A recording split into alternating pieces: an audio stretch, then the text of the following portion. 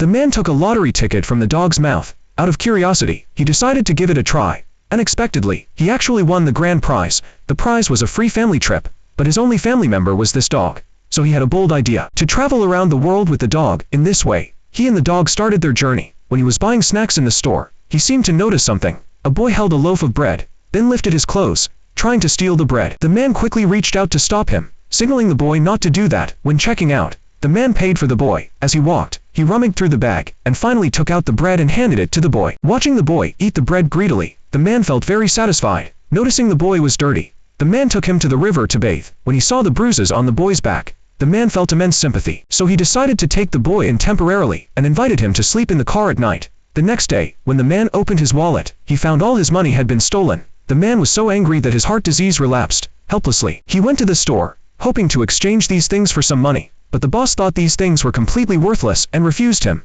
The man tried to call friends to borrow money, but no one was willing to help him. The man returned to the car in disappointment and suddenly found that the dog was feeling unwell. He immediately took the dog to the hospital and begged the doctor to save it. But the doctor handed him a bill. He needed to pay a $10,000 deposit in advance. But the man had no money left. He had to sell all his belongings. After signing his name and address, he finally got some money. The next day, the dog recovered, and the remaining money was enough to continue the journey. After saying goodbye to the shopkeeper, the man drove away. The dog stuck its head out of the car window again. The man looked at the dog and smiled. Time passed slowly. Their money was getting less and less. The man tried to find a job, but no one was willing to hire him. The man felt very disappointed. The next day, they stopped at a cafe. Suddenly, the man's heart disease relapsed again. He hurried to find his medicine, only to discover that the medicine was gone. The dog looked at him with worried eyes. The man was filled with a mix of emotions. He used his last bit of money to buy food for the dog. When he saw a dog kennel shop, he started chatting with the shopkeeper and confirmed that the shopkeeper was also a dog lover.